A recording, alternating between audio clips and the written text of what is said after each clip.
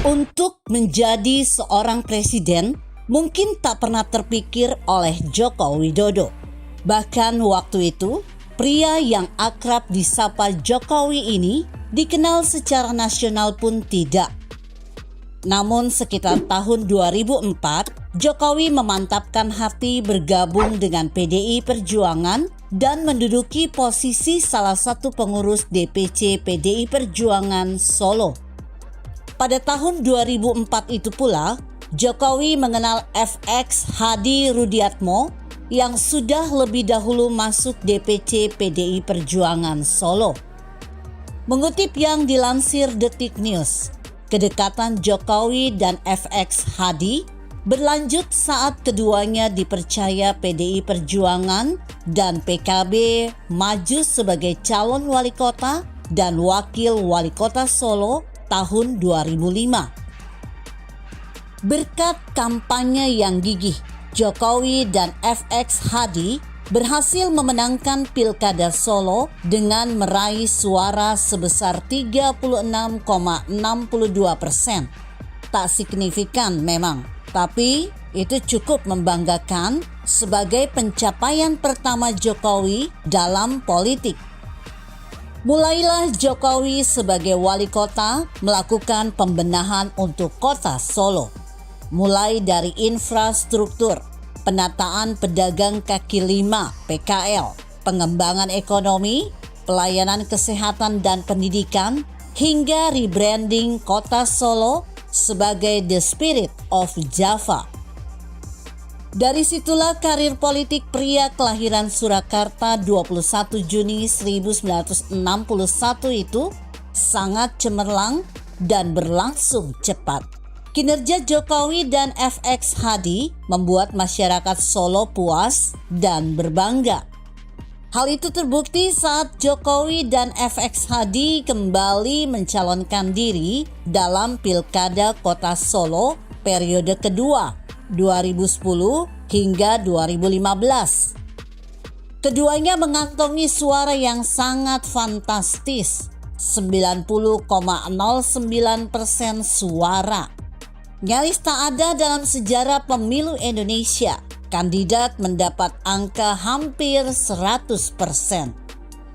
Cerita kesuksesan Jokowi di kota Solo dalam periode kedua kemudian terdengar oleh para jurnalis media-media nasional. Bukan saja hanya karena kinerja, tapi lebih karena kepribadiannya, terutama soal kesederhanaan, kejujuran, dan kesantunan Jokowi dalam berpolitik. Di struktur partai, Jokowi kala itu sudah menduduki posisi sebagai wakil ketua salah satu bidang di DPD PDI Perjuangan Jawa Tengah. Memang nama Jokowi tak banyak dilekatkan dengan sebutan politisi, tapi PDI Perjuangan juga yang membesarkan namanya. Saat sosok Jokowi yang sederhana itu mendapat perhatian luas media nasional, pria asli Jawa berperawakan kurus ini juga mencuri hati tokoh nasional, di antaranya Yusuf Kala dan Prabowo Subianto. Keduanya meminta Jokowi untuk mencalonkan diri sebagai Gubernur DKI Jakarta pada tahun 2012, atau saat Jokowi masih menyisakan sekitar 3 tahun lagi masa jabatan di Solo.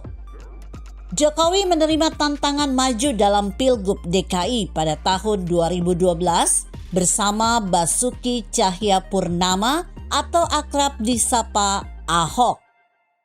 Tak mudah bagi pria berperawakan krempeng yang diimpor dari Solo menang di DKI karena ada 6 pasangan calon yang berkompetisi saat itu, termasuk Fauzi Bowo yang diusung 7 partai. Jokowi bahkan dikecam karena tak menyelesaikan masa jabatannya di Solo seperti yang sudah diduganya. Tapi dia optimis bahwa dukungan masyarakat bisa memaklumi dan membawanya menjadi orang nomor 1 di ibu kota. Terlebih, sebagai media darling membuat Jokowi berada sedikit di atas angin. Akhirnya berkat kekuatan politik PDI Perjuangan dan Gerindra sebagai pengusung, melalui jargon The Power of Kotak-Kotak, Jokowi berhasil membuat mayoritas warga DKI mempercayainya sebagai Gubernur DKI Jakarta periode 2012 hingga 2017. Namun, belum genap setahun menjabat, Jokowi terusik dengan ekspos survei elektabilitas Capres jelang Pilpres 2014 dan pemberitaan dirinya sebagai gubernur yang makin intensif. Kala itu tak ada tokoh yang bisa menyaingi elektabilitasnya di lantai bursa Capres. Maka insting politik seorang tukang kayu ini diuji.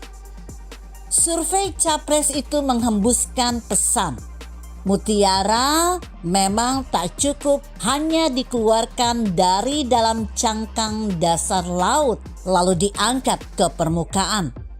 Publik ingin Jokowi bisa memberi manfaat lebih luas. Saat itulah secara perlahan namun pasti hampir seluruh survei menyebut Jokowi layak menjadi Presiden RI. Maka tahun 2014, Jokowi resmi menjadi calon presiden bersama Yusuf Kala. Lawan kuat Jokowi di Pilpres adalah tokoh yang dulu memintanya menjadi Gubernur DKI Jakarta, Prabowo Subianto.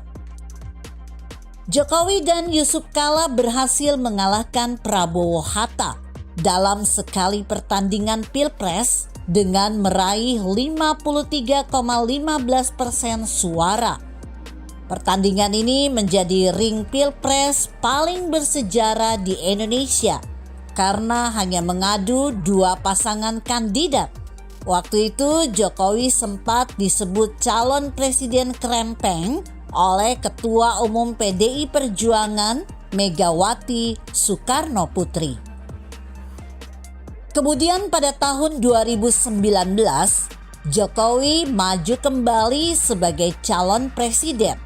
Ia berpasangan dengan Kiai Ma'ruf Amin sebagai wakilnya.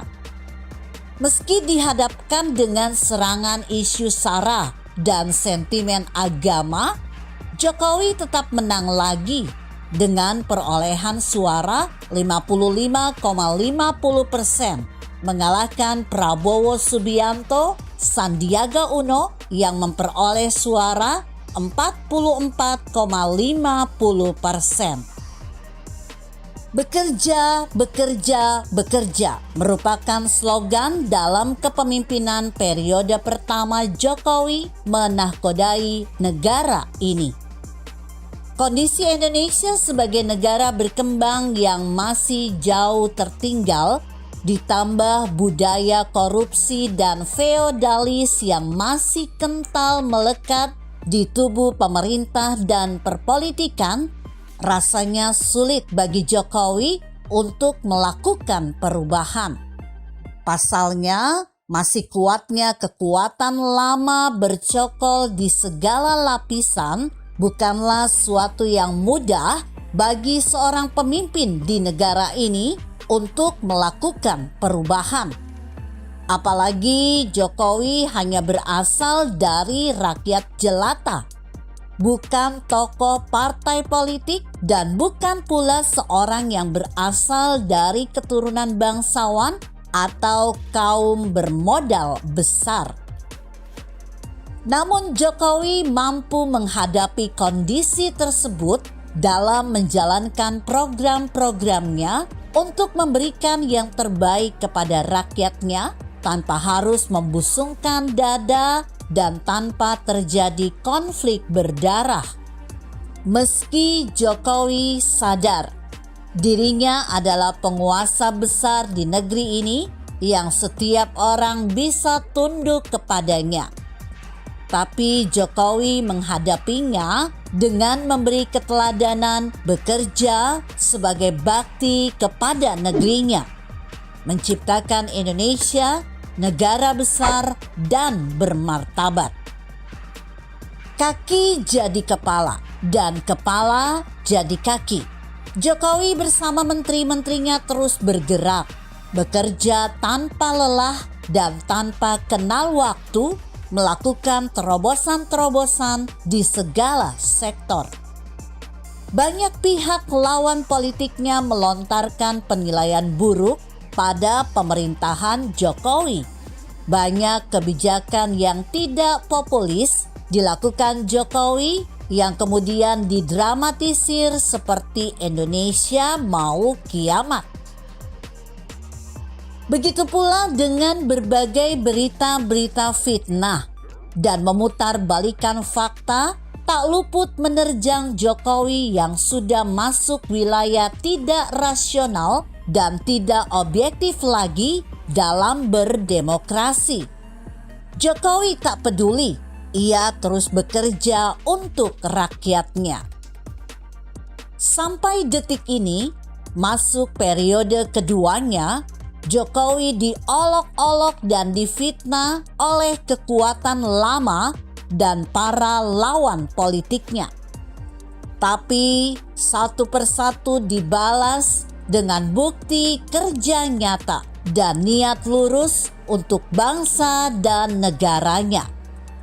Jokowi tak peduli apa kata mereka si tukang nyinyir, sebab Jokowi tahu persis bahwa rakyat yang sesungguhnya merasakan apa yang dikerjakannya untuk bangsa ini.